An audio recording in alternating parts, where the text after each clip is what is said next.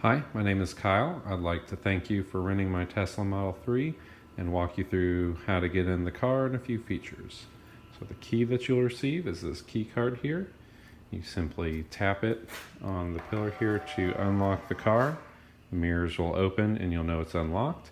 If you need to lock it again after you leave, simply tap it again and the mirrors will fold. So let's go ahead and unlock it back up again. And to open the door, you simply put your thumb on the big part of the handle. It'll pull out and then you can grab it and open the door. All right, so now once we get in, we can see when we close the door, to open it up again, it's just this button right here. That opens the door. There is a manual emergency release right here that you don't necessarily want to use because it won't actually roll the window down when the door opens. Alright, so in order to drive, you're going to put the key right above the cup holders here. If we open this up here, you can see that's where the key goes, and you'll be able to put the car into drive. So I'm just going to leave it there for now. Alright, so your screen here is going to control everything, and it's going to give you information you need while you're driving as well. So real quick, let's go to the important stuff. So you can open the front trunk, you can open the rear trunk, you can open the charging port, you can go to the charging screen, which gives you information. You can go to the rear camera, and you do voice commands. There's a shortcut to the windshield wipers here. It's on auto right now, which I suggest leaving it on, but if you need to swap to on, it'll turn the windshield wipers on. You can use the intermittent, go slow or fast. You can turn them off completely or go back to auto. You've got your trip information here, including your odometer. And then once you drive for a little bit, your tire pressures will show up on that screen. All right, so when you hit the little Tesla car down here, that will get you to your main menu. I've got a driver profile set up for Turo renters.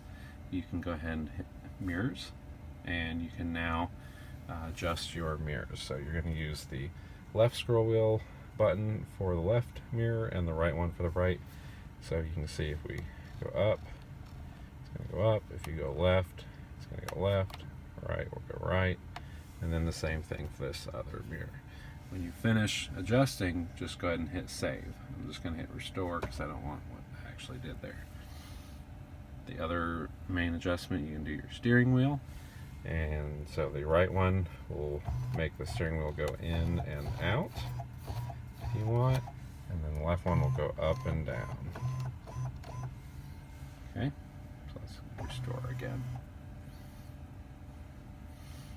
Okay, so your lights you probably want on auto. Everything else should be pretty standard. So your climate control, you can adjust the temperature, and you can also adjust where the air is coming from for both your driver and your passenger, and you can do all your normal things that you would expect in a climate control. Your seat heaters are, this is for the driver, that's for the passenger. You got your rear and front defrost, and you got your music. So you can go here and we go to streaming, and we can pick if we want a particular station. We just click on that and we'll start getting that music there. So we've got the volume down now. You can scroll down to genres and pick whatever genre you want, and it should give you whatever music you want to listen to. You can also listen to radio, regular FM. You can listen to internet radio and tune in, or you can hit phone and you can connect to your phone via Bluetooth. Alright, so let's minimize that.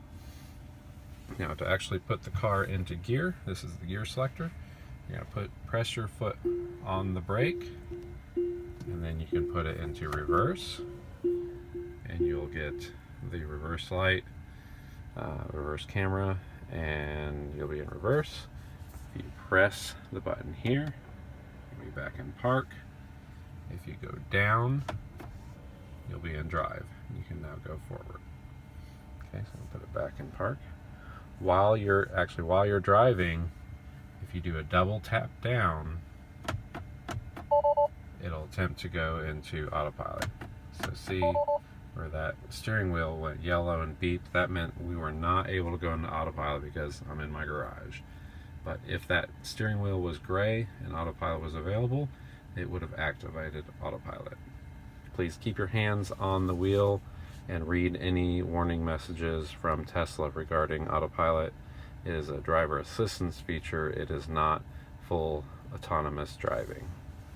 So I'm going to put this back into park.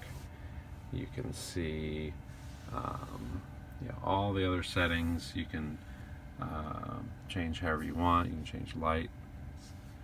You can change if you need to put child protect locks on the back doors, you can do that. The walk up and walk away don't really apply. Using the key card, if you want to adjust the display at all. Driving, you can adjust your steering, comfort, standard, or sport. And regenerative braking, standard is best if you are used to driving an electric car. If you don't want it to slow down so much, you can change that to low. Okay, and then the autopilot settings, autopilot is activated.